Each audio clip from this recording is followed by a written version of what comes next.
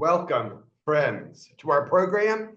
Today, Charlotte Bunch, lesbian feminist activist with religious roots, in conversation with Mary E. Hunt.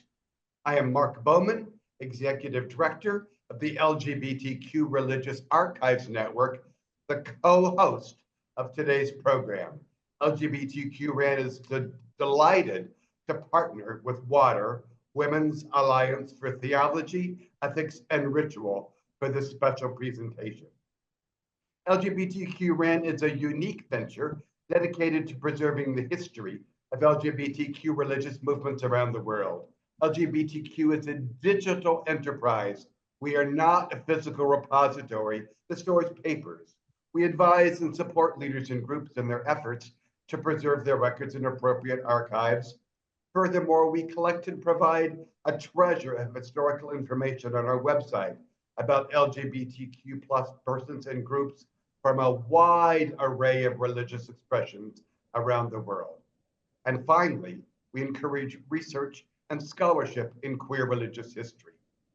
A couple of technical notes. To those of you watching this webinar, we welcome your comments or questions in the chat box or the Q&A function. The presenters will respond to those during the Q&A time toward the end of the program. If you would like to offer personal greetings or comments to the presenters, stay on after the webinar is concluded, and you will be invited into the Zoom room with them. Please direct any technical concerns to Isaiah J.L. Poole, who is the tech manager for this program. Now, I turn to our partners at WATER. Mary E. Hunt, PhD, is well known to many of you. She is an eminent feminist and Catholic theologian. Along with Diane New, Mary is the co-founder and co-director of WATER. She writes, lectures, and organizes extensively on justice-focused issues. Mary will now tell you more about today's program and our special guest, Charlotte Bunch. Thank you very much, Mark Bowman. I think of you as the organizer of our movement, without whom we would not be here. I want to thank you and your colleagues at LGBTQ RAN. Your work assures that our work will endure for generations. I want to send my special thanks to Isaiah Poole for the IT on this and for the smooth functioning of our seminar today. WATER, as many of you know, is the Women's Alliance for Theology, Ethics, and Ritual, an educational nonprofit in Silver Spring, Maryland, suburban Washington, D.C. WATER is an international network of scholars, ministers, and activists committed to bringing feminist theological training and scholarship, rituals, and ministry to promote empowerment, justice, peace, and systemic change. These days, as you can imagine, our plates are full. For example, last week we hosted Ellen Kahn from the Human Rights Campaign to lay out the contours of the current administration's havoc as it relates to women identified and LGBTIQ plus people. Charlotte, dear, I hope you feel fully at home at WATER and LGBTQ RAN, because we are, in some respects, an extension of your life and work. You wisely and with great integrity severed ties with Christian churches. As you put it in 1972, and I quote, "I have no interest in a God or a religion that thinks I am deformed, a sin, or inferior," unquote. Well, Charlotte, as you know, neither do we at WATER have any time or interest in such ideas of divinity. While most of your work in the last 50 years has been beyond religious circles, you have been influenced by and continue to influence religious traditions. Let me explain by way of introduction. Charlotte Bunch was born into a Methodist family in 1944. Hers was once the Methodist Family of the Year in New Mexico, so that's her stock. She aspired to be a missionary, having met and read about women who traveled the world and engaged in good work at a time when women's opportunities to do so were more limited than they are today. Charlotte's college years at Duke University in the 1960s were full of formative experiences. Through campus ministry, the YWCA, and the Methodist student movement, these were places where anti-racism, civil rights, and nascent feminist work were emerging. She participated and led various ecumenical student conferences in the US. And eventually, through the World Student Christian Federation, she did the same in places like Lebanon and Ethiopia, learning at a young age the rigors of interracial international work. By the late 60s, Charlotte was deeply engaged in anti-Vietnam War protests and the women's movements. Any wonder we wanted to talk to her this season. She became part of the Furies, a radical lesbian collective here in Washington, D.C. Although short-lived, the Furies, whose house on D.C.'s Capitol Hill is now a National Historic Landmark, at least it is until this week, the Furies were a remarkably creative and productive group. Women's music and literature, women's politics, publishing, and activism sprang from that group. Charlotte was a pioneer woman staff member at the Institute for Policy Studies, IPS, again here in Washington, where she started Quest, a feminist quarterly. By that time, she was all of 30. I'm breathless at the thought of it. Then came 50 years of New York-based national and global feminist leadership. Charlotte Bunch worked with many NGOs, including some focused on violence against women. In 1979, she founded the Center for Women's Global Leadership at Rutgers University, which she led so ably for 20 years. The center's focus on women's rights as human rights, with lesbian rights prominent in the mix, spawned countless projects. One of the most notable ones is the 16 Days of Activism Against Gender-Based Violence campaign, which started in 1991. It is now carried on in scores of countries every year. Charlotte's early missionary vocation was realized in myriad secular settings, most prominently in the United Nations, on boards, and in projects all aimed at improving the status of women throughout the world. She never strayed from her values, even if the very institutions that initially instilled them in her had been left behind because of their recalcitrance. Charlotte's books and essays are necessarily the subject of another seminar. Hint, hint, Charlotte, I'd love to do it. But her volume, Passionate Politics, Feminist Theory in Action, is a must-read for understanding the movements from 1968 to 1986. Charlotte was indeed in the lead. I turn now to you, Charlotte, to explore and explain the trajectory of your activism that was rooted in some of the aspirational language and commitments of Christianity, but had a much deeper echo in the multi-religious and non-religious worlds. I think history will attest to the fact that any group that demeans and limits the rights of its members, as large swaths of Christianity have done to women and queer people, such groups cannot carry the freight of global justice. So we create new ones, like the Center and Water and LGBTQ RAN, and the many awards and accolades you have received make clear that your approach, our approach, is highly successful. Charlotte, the warmest possible greeting from LGBT RAN and Water. Let's talk. I invite you to offer opening remarks, and then I have lots of questions that we can explore. An hour will not suffice, but it will be a good start. Welcome 1,000 times, Charlotte Bunch. Thank you so much, Mary, and thank you to also to Mark and to Isaiah for this opportunity. I have followed your work from something of a distance, but with great interest, because I think once you've been infused with the values and spirit of some kind of spiritual religious upbringing, you still see that the importance of that manifestation. So I am really happy to be here participating with you in this exploration. In fact, the one part I would add to what you've said from my bio that fits in very well with the opening that the organization just gave us is that while I was an academic, only briefly really, I was at Duke a historian. And so I learned, among other things, to keep all my records. So the record keeping of the lesbian and gay network and centers that have done that is very important to me. And I hope that I can add to that, because indeed, I do want to be part of those who not only try to make history, but record what we did. So thank you for all the work you've done, both of you, in many ways, in keeping our history alive and moving.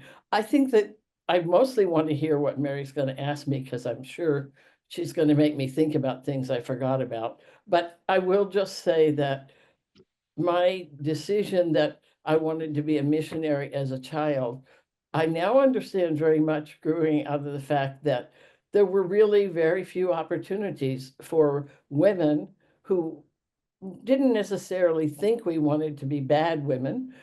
We wanted to do good in the world. We had some religious idea that that was important, to also have adventures in our life. And from a young age, my parents moved when I was 6 weeks old. So I've always blamed them. They took me in a little old car with a brother and sister from North Carolina, in the mountains of North Carolina, to a small town in New Mexico, in Little West Texas / New Mexico, where I grew up. So I've always blamed them for the fact that I'm always on the road, because I think I learned at a very young age that traveling and moving made you see different realities and really nurtured a sense not only of adventure, but of thinking differently and imagining the differences, the DEI, if you will, of the world that our certain authorities don't want us to look at. And that has really been at the core of everything I've done. So I thank you very much for having this conversation. I will say about the work at Rutgers, after I left Washington, D.C., just as Ronald Reagan was being elected. I had a wonderful decade in the 70s in Washington, and there were many, many, many movements of great significance to my life. But I saw Ronald Reagan coming, and I guess it's a lot like how people feel now with Trump coming. The tenor of the city, you could just feel the tension was changing. And I also really wanted to go to New York and organize and understand about feminism globally, because I felt at that point that we were kind of stuck in the domestic women's movement. We had had a wonderful decade, and the right wing had started to organize against us. I first really saw the right wing at the National Women's Conference in Houston in 1977, when Phyllis Schlafly organized massive numbers of women to oppose what was the only national government statement of a feminist platform for women. And I felt we need to learn from other women. We need to learn from women in Latin America who survived the dirty wars and the repressions there. We need to learn from women in the Philippines who have military dictatorships. We need to learn from women all over the world how to organize, not only in a good time, but in a tough time. So I think we're there again.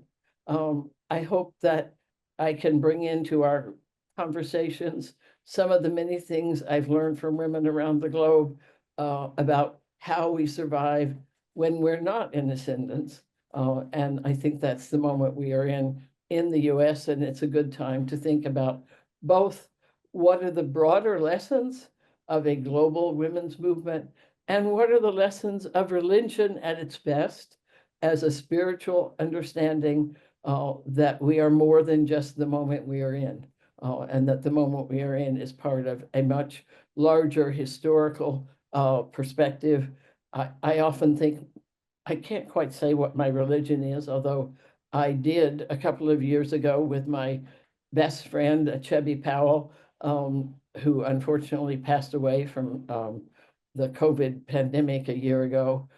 We did join the Middle Collegiate Church in New York City because we were looking for an interracial, intersectional, pro-LGBT place where people did still reflect on the influence of religion. And the church was one whose motto is love, period. And I think it has really helped me to remember how important it is that people from religious backgrounds come into full public political presence in this time. So we can pick up on any piece of that you want, go back to the past, and we can jump to the present. Thank you, Barry.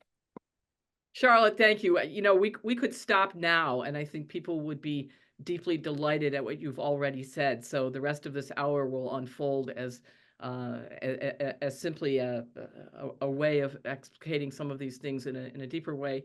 But I think what you've already captured is not only how you've done the work, but why the work is so necessary and how it is so reminiscent now, as we experience in the Trump years, Trump 2, as it were, some of the very same difficulties that occurred not only during the early Reagan years, but also during Trump 1 and then some, with stakes higher than ever.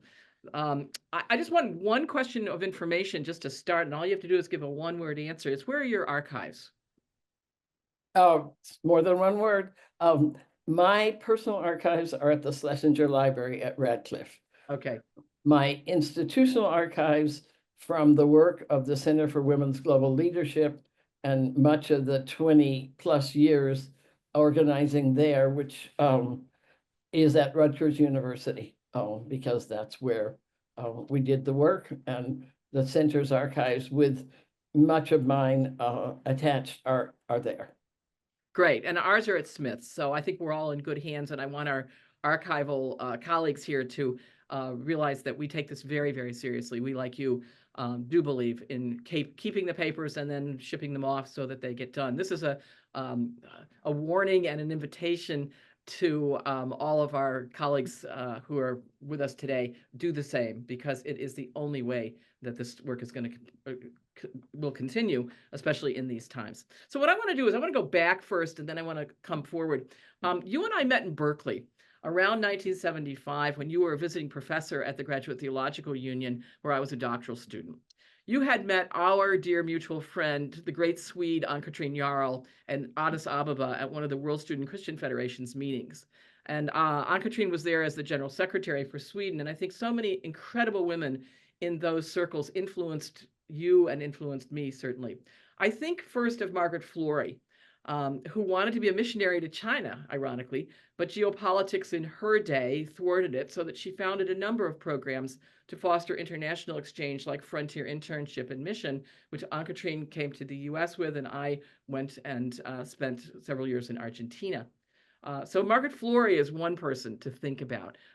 Maybe you are now Margaret Flory, Charlotte. I mean, you know, I want to think about this. Another person, of course, was Peggy Cleveland, who was a missionary in Congo, later did campus ministry here at George Washington University, and eventually lived on a women's land collective in Willits, retiring to family land later in North Carolina.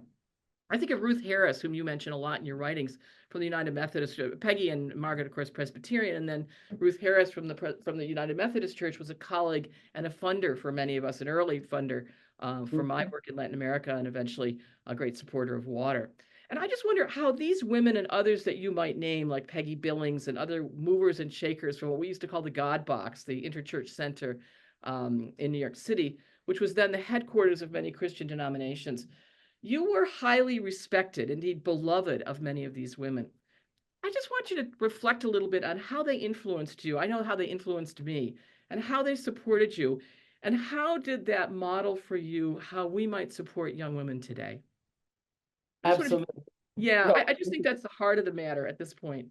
yes, absolutely. And I have to say that I think some of the work that I've done at the Center for Women's Global Leadership around leadership development institutes, which I'll talk about later, was indeed my effort to create opportunities for young women leaders to have that international global perspective and that opportunity to meet each other and develop a way of working together that I was given initially through the church and through these women. So you're absolutely correct. As a Methodist, my beginnings were very much with Ruth Harris and Peggy Billings, two women, both of whom were missionaries. Ruth actually was a missionary in China. She was in China as a missionary at the time of the Chinese Revolution, and was one of the few Methodist missionaries who actually supported the revolution and tried to be a link between it and the church in the early days of the Chinese Revolution. And I had always been interested in China because my parents wanted to be missionaries to China and could never go because of that revolution. And then I later studied the role of women in the Chinese Revolution. So the Chinese Revolution and its impact on the world has also run throughout all of my Christian background. For those who don't know, the Methodist Church in North Carolina had a particular relationship through some of its colleges and missionary work with Chinese feminists, including women, and even people like Madam Chiang Kai-shek, not exactly on our side in the end, but studied in North Carolina. So I had all kinds of links between China and missionaries, but Ruth in particular was my mentor more than anyone else. She took me into her home. I lived in her apartment in New York 1 week out of every month when I was president of the University Christian Movement in 1966, 67. I have to admit, as a lesbian today, that I stayed there 1 week of every month and never realized that her roommate was, of course, her partner.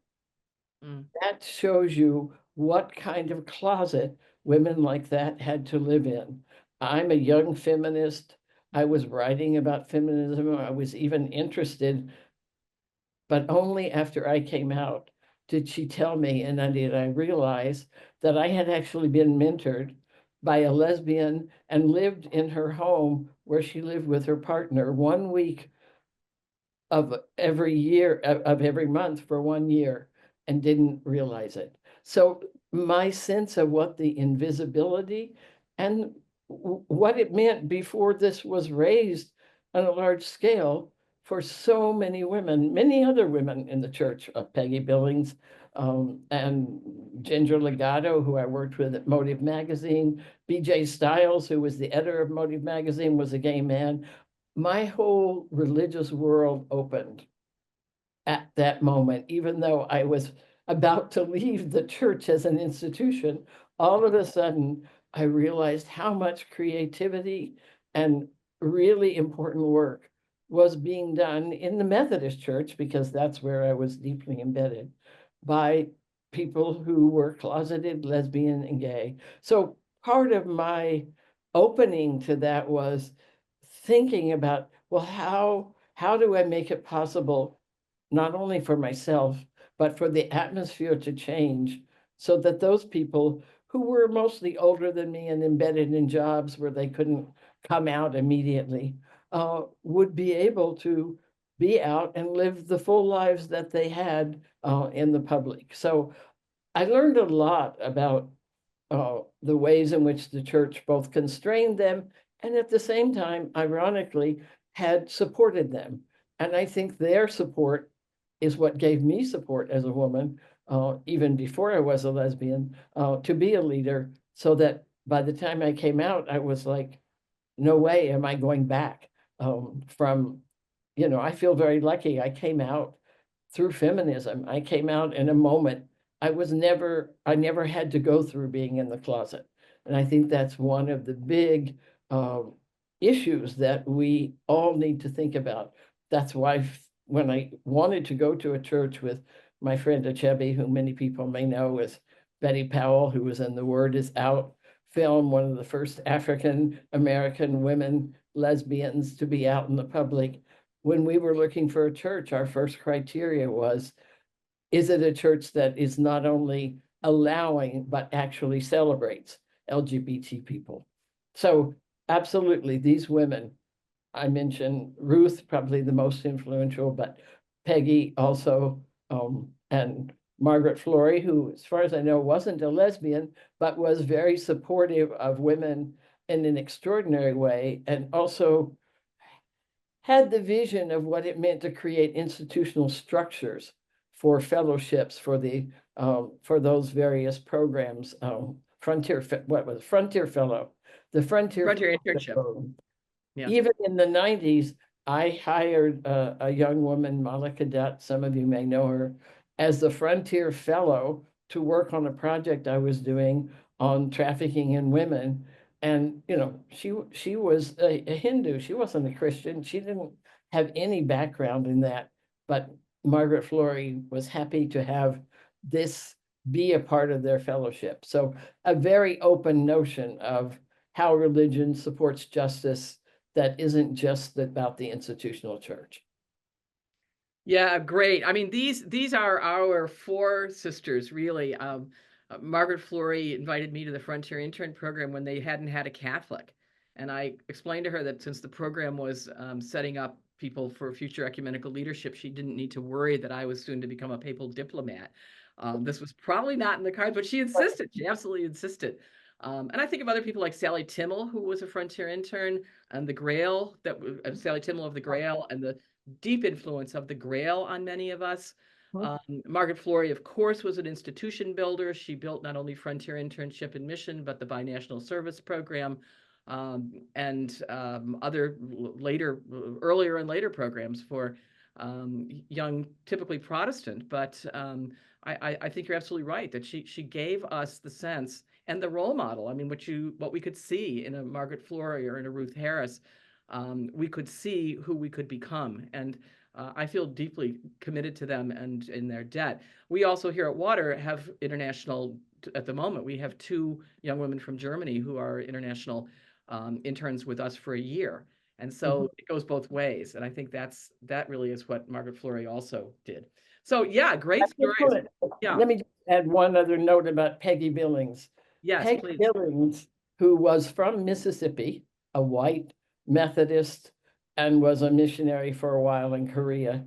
Peggy Billings is the person who got me and the other members of the National Council of the Methodist Student Movement to Montgomery, Alabama for the Montgomery Selma March.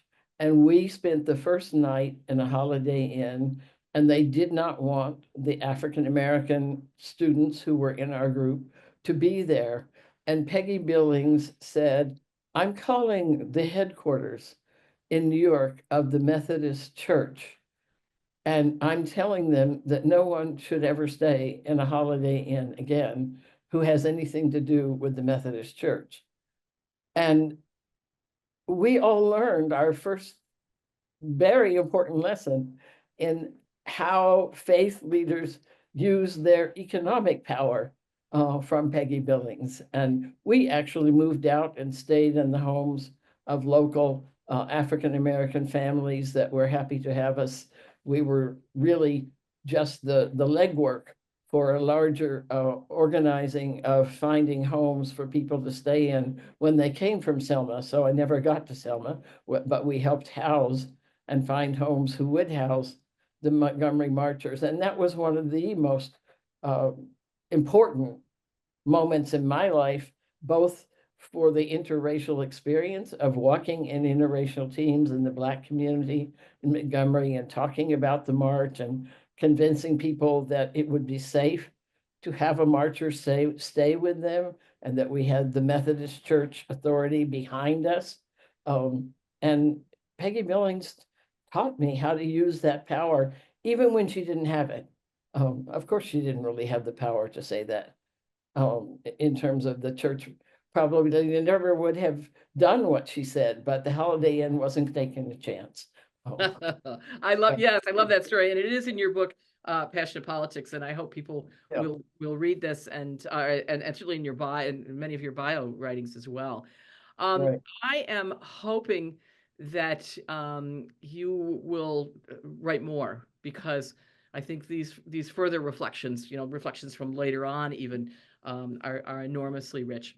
I want to move on from these people, although I have to say, in just parenthetically, that one of the funniest and most enjoyable experiences of my life was to be in Mexico, outside of Mexico City, with Ruth Harris at a WSCF meeting, and Joan Martin, the great womanist theologian Joan Martin, and I, as a Catholic, was delighted to show them the statue of the Pope that was outside of the we were going to visit Our Lady of Guadalupe, and I had to show them, and they were quite astonished. And I said, well, and of course, the pictures of the three of us kind of looking up his skirt, as it were. But we had great fun with Our Lady of Guadalupe, and took seriously how, and I tried to explain to them the seriousness with which especially Latin American Catholics take La Guadalupana. And just this week, there was a wonderful meme on Facebook of a statue of Our Lady of Guadalupe being dragged off by an ICE person, and by someone from the police. And so this is a very significant thing, and I hope they remember it as fondly as I do.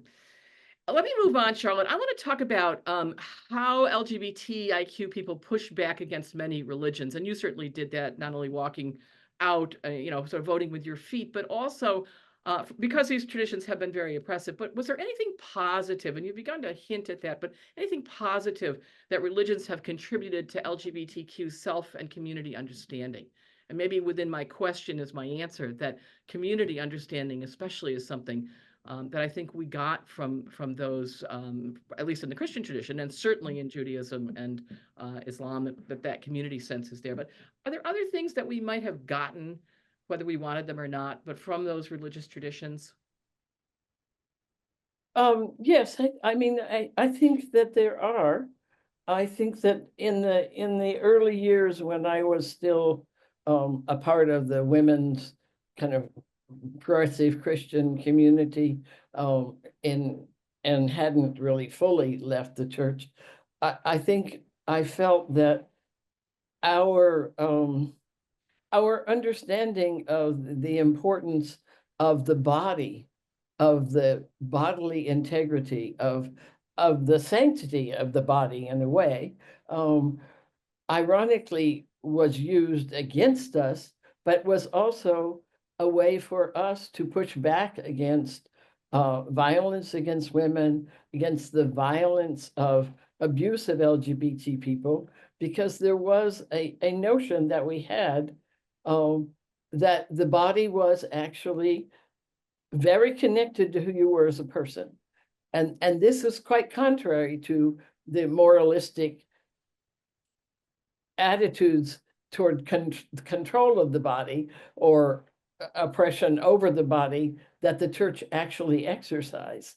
And yet, I remember when I was working on human rights concepts, we kept going back to bodily integrity and the sanctity of the body. And we kept saying, there is a core of this in religion that the church has not built upon, but we can see it there.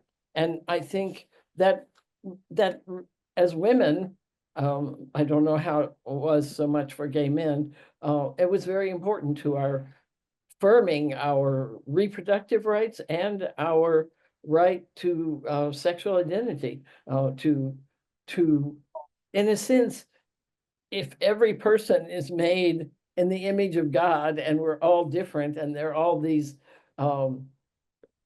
godlinesses that we've been born with, then God made me a lesbian for a reason. It's not, I mean, I happen to actually be one of those people who thinks that I also had choice in my decision. And, the political spectrum includes those of us who were probably bisexual and became lesbian, and those who don't feel they had choice.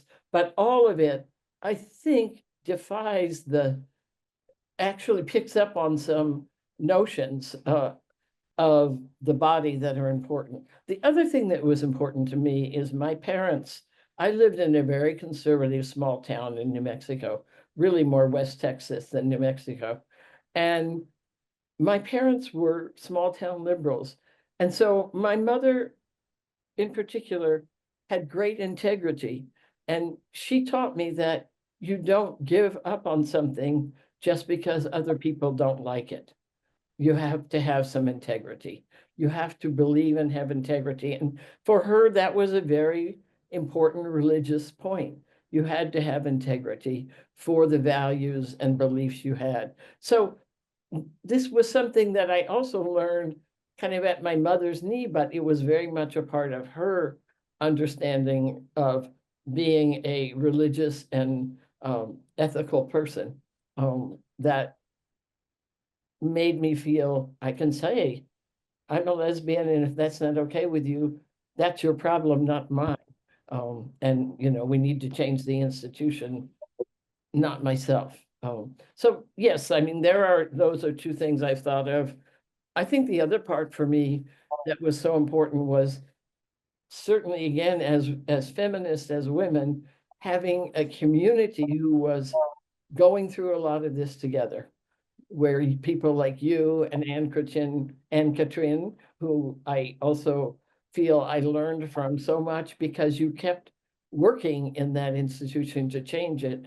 And it made me feel this is something we are changing, and I'm changing from the outside, but I'm still watching and knowing that it is evolving. Yeah, thank you. I mean, in some ways, when you say it that way, we had such a privileged coming out, didn't we? Especially as white women, cisgender lesbians, a real feeling of choice as well as whatever all nature is involved. But we had in some ways, a very privileged coming out in the midst of Absolutely. this movement, in the midst of Yeah. the beginnings of the queer movements. So in that sense, I think, I take a lot of responsibility for the privilege that has instilled and has allowed me to do so many things for those, especially now our trans siblings, and especially people of color who really had no experience like that. Right. And I think there's virtually no major religious tradition today that's been untouched by feminist and queer influences. Though many women identified and queer people have long since kicked the dust from their Birkenstocks. Many traditions, like my own Catholicism, has been a source of oppression long after they've been taught better, and long after the many queer people who run that show should be ashamed of their closeted ways of operating. So in my experience, and I'm going to stick to Christianity here, but I think that none of the traditions have really kept pace with women's and queer people's religious demands. So while people like Anne Katrin have done very well in the Swedish Lutheran Church, which may be the exception to this, Unitarian Universalists may be an exception, but I think you're right that there's been progress, but I would have to underline that it has been, relatively speaking, not what it needs to be in terms of people really standing up and being here and getting caught in the balance of changing religious institutions and getting caught in their snares. For example, I'm delighted that the Episcopalians have bishops like Mary Ann Buddy, who put our current U.S. president on notice for all the world to hear. But it's clear that, by contrast, in the Vatican, it's still token efforts at best to involve women in leadership, most of which is administration. It is not ministry or decision making, much less priesthood. And they pick very safe and conforming women. I wonder if you have any thoughts on that, because that really is a kind of unholy alliance, I think, that some women make. I understand why, but goodness, it's tough, isn't it? I think it's very tough, and I think that you and I are very fortunate in the moments that we were able to come out. But I also, in all of my work with feminist groups around the world, I try to talk about how they can understand that lesbianism is a key piece of feminism, because without the right to control our sexuality, we don't really have control over our lives. And that message has been one that many women I've worked with who come out of various religious traditions have had to struggle with, even more so in places, in parts of Africa where the church is very dominant, and where the US church has taken and funded a lot of its homophobia. And in Muslim communities, for example, one of the most progressive networks that I've worked with, Women Living Under Muslim Laws, they took this challenge by demanding, starting in Pakistan, but in many countries, with the slogan, "Violence is not our culture." And they weren't really taking on necessarily lesbian and gay, but they were taking on the core of the violence that lesbian and gay experience by challenging that this is the definition of their culture. And I think I mean, there's no question but what majority of entrenched majority of entrenched religious institutions are still patriarchal cultural institutions. But there are voices of women and gay men and feminists and of all stripes that have challenged that interpretation of their religion with campaigns as simple as "violence is not our culture." if you think about all the violence, in this case in Islamic culture, but the same could be said in Christian, that gets done in the name of religion. This has been like a key way to try to break through. And I am not by any means, you know, what did we find in New York? We found one church in the biggest, one of the most progressive cities in the country.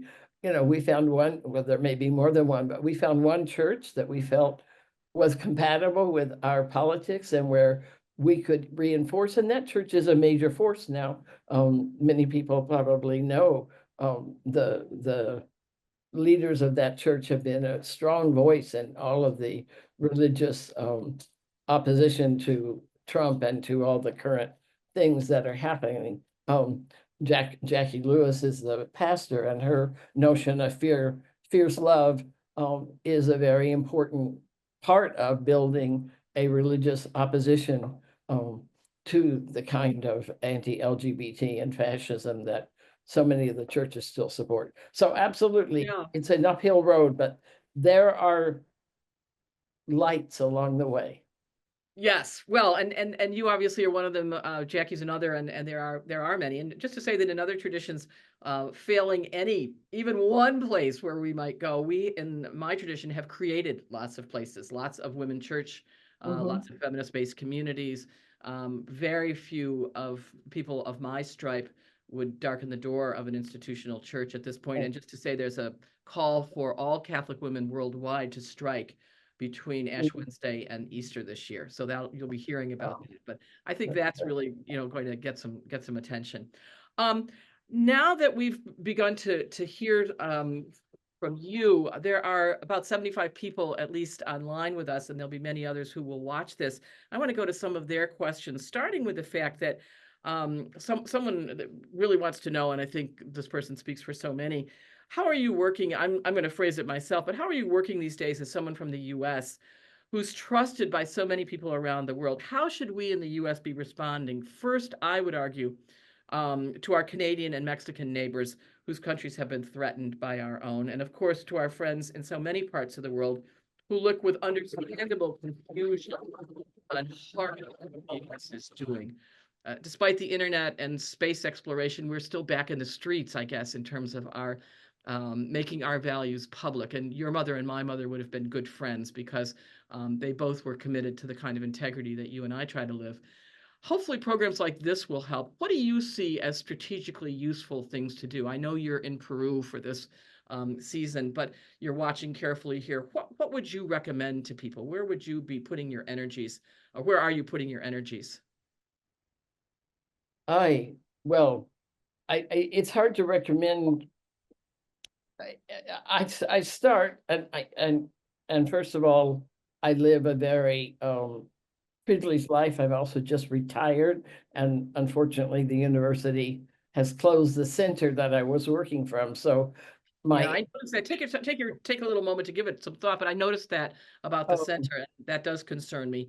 Well, why I you're mean, so the institutional actions that I have are not as clear, but on a personal level, I cannot tell you how many messages I receive from friends around the world expressing sympathy for us in the US who were going to have to endure Trump.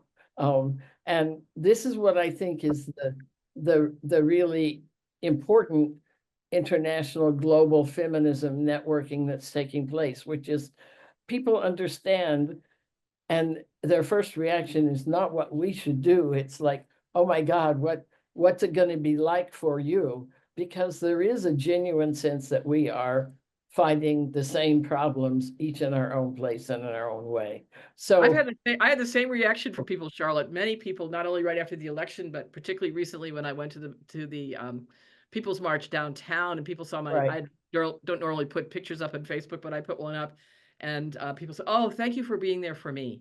Thank you for going for me. Thank you for representing us." And they were from all over the world. And I thought to myself, good heavens, I was out for a walk. No, I mean, I really was going, but I really went. But I mean, for me, it was, it was a metro ride and a walk. and Right. away sort of the tax that we pay for living in DC, as you know. Of course. And I think that yes, there is that. But go ahead, please.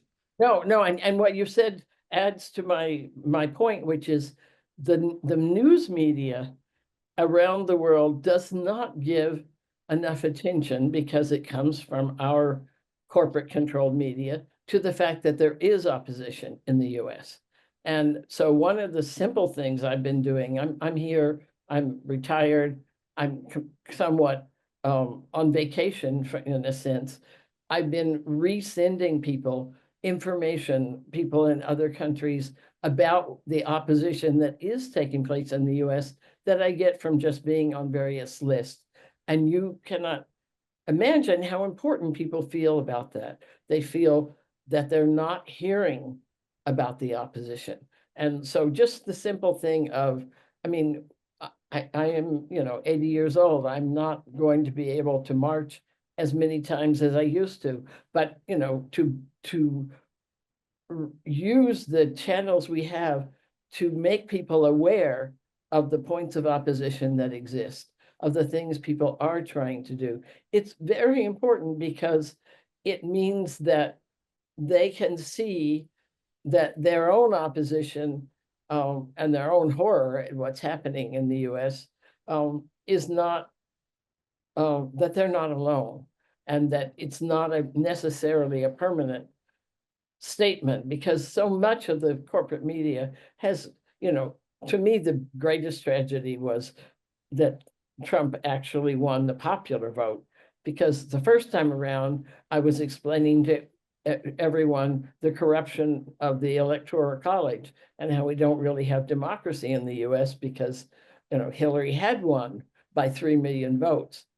It was really hard for me to explain that he actually got the majority of the votes. I still don't believe it. I actually believe, I do believe, maybe I'm repeating Trump's 2020 reaction. I still just believe somehow they must have made up some of those votes. But at any rate, trying to An election denier, Charlotte Bunch. yeah, right, exactly. I realized as I was saying it that no, that's dangerous territory. I better watch out. But I think the first thing is just to realize and talk about what it means for women globally, the programs that have been shut down. I know there's action in the Congress today around the global gag rule, which has, of course, gone back into effect immediately, which has dreadful impact for both women's sexual and reproductive rights. And to reinforce in whatever ways we can, with whatever access we have, that there is an opposition and that we are part of it, and that we understand the impact this has on people elsewhere. Now in Mexico and Canada, in Canada, my friends tell me that they're actually hoping that the right wing in the US has been so anti-Canadian that the right wing in Canada is now going way down in the polls. And they're hoping that actually a liberal, more progressive government, because they have elections later this year, might get elected in reaction against Trump. So it's interesting how these things play out. In Mexico, I think the woman who's president there has been fantastic. She's been a role model for opposition from presidents to Trump, who have to also deal with him all the time. And so I think the first step is just being in conversation with people that we know elsewhere about the fact that this is a global phenomena. As I often say, we are the worst because we're the most powerful, but there are plenty of other bad actors out there that they're fighting as well. And so it's important to see our necessity to do that in its perspective, and not to make ourselves sound like we think the US is even more powerful than it is, because there are many other struggles too. So I don't know if I said that right, but it's what I used to say. We have to find the space of solidarity that's somewhere between apology and arrogance. And much of the US relation to the world is either arrogant, that we know it all, or apologetic, that we are the only problem when we cause everybody else's problems. But we are simply part of it all, and we are carrying a big stick, and we have to be responsible for that. Thank you. Yes, I think you've captured that in a way that there'll be lots more to unpack with people. And remember that we'll be going after we finish, we close at the top of the hour, and then after that we will have an open Zoom with people. And I know there are a number of Canadian. I've seen people from many states here in these 75 people with us. There are many people from around the country. I'm sure others from around the world. I just haven't had a chance to look, but I think you've said it. In that same vein, I just wonder as we experience all of this, and there are a couple of questions in the chat with regard to your own experiences with alternative spiritualities and your own internal process as a lesbian and so forth. But just to put a kind of general question, I put it this way: how have you retained your optimism, or the optimism that fueled our youthful endeavors? Because I share it. I mean, I think you and I are, we could be here bitter old women sort of complaining about the fact that all the work that we've done has turned to dust, or, whatever, but we're not. I'm not, and I know you're not. And I just wonder if you can say what it is that fuels the optimism and the and I don't mean Pollyanna-ish optimism, but I'm talking about what fuels the energy to continue to do this work well into our 70s and 80s, and hopefully beyond. And then to see it, of course, as Gloria Steinem put it so well, not because we have passed our torches, but because we've given other women a light. And I'll give you a light for your torch, Gloria Steinem famously said. I thought it was the greatest way. You're going to pass the torch. Well, I'm going to give you a light. You light your own. But I just wonder if you could reflect a little bit about that, because I think that'll bring together some of these other issues as well. Yeah, no, it's really interesting. I have kind of two levels of response. One is the very big abstract historian in me part, which is people have lived through worse times. People have lived through slavery. People have lived through wars that destroyed their countries. So in a big picture, we don't have the luxury of saying this is the worst moment ever, just because it might be the worst moment in our lifetime, or in our country in a certain period of time. And some people say it's never been this bad since the Civil War. Well, that might be one reference, but there are many you could make historically of times when people's worlds have been destroyed. So I think on a very big plane, we don't take the choice to say this is the worst. We just say this is really bad, maybe the worst I've lived through, I'm not sure. And we have to do all we can to change it. And what I can do to change it as an 80-year-old is very different than what I did to try to change the world in 1968 and 69, when during the Vietnam War and the riots and rebellions in the US cities, we felt it was the worst time we'd ever been through. So I think we have to keep the perspective that the only way the world changes is for people to continue to have an idea of changing it, and that it can change, and that we know it does change. So that's the big picture. The minutia picture is, I have friends all over this world, and many of them are in situations that are personally much more dangerous, that are personally much more marginal than mine, and they haven't given up. And so, I'm in solidarity with doing what I can. It's also kind of being a little more humble that what I can do is probably less than what I could do 40 years ago, but I still identify with that. I choose the practice of hope. Yes, I agree with you. And I also feel, and I say this very, very personally, I also feel so terribly well accompanied in all of this. Yes. I didn't know you. I didn't know Aunt Katrine. I didn't have the memory of Margaret Flory and Peggy Cleveland, their words ringing in my ears 40 years ago, when maybe we did have a little more stamina and a little more energy. But by golly, to me, that's all a piece of what it means to have the renewed energy, in addition to the renewed energy of spiritual traditions. Charlotte, we've got lots more to talk about. But I want to bring in our friends from around the world who are with us. And so with that, I'm going to close this part of the conversation. It has helped us not only to understand you and where you come from, but it has also provided us already with hints and glimpses of what we need to be doing today. I'm thinking of when Cecile Richards, of blessed memory, head of Planned Parenthood, died recently. Her family said she used to say, you'll be asked by people down the pike, children later will be asking, what did you do during these times? And she said, everything we could. And I've taken that for my own personal challenge, everything we could. So I'm going to, with that, turn it over to Mark Bowman, with deep thanks to you, and looking forward to continuing not only this conversation, but others. And thank you most of all for your global leadership and your global friendship. Mark Bowman? Thank you so much, Mary and Charlotte, for this illuminating, inspiring, and thoughtful program. So I know we would love to go on longer and longer. Within a few days, all of you here will receive an email with a link to the recording of today's program that you can share with family and friends. I just want to look ahead a little bit. If you're interested in more opportunities to explore the history of queer religious movements, check out the LGBTQ RAN website, and particularly our events page. There you will find announcements of future online programs, as well as recordings of past presentations.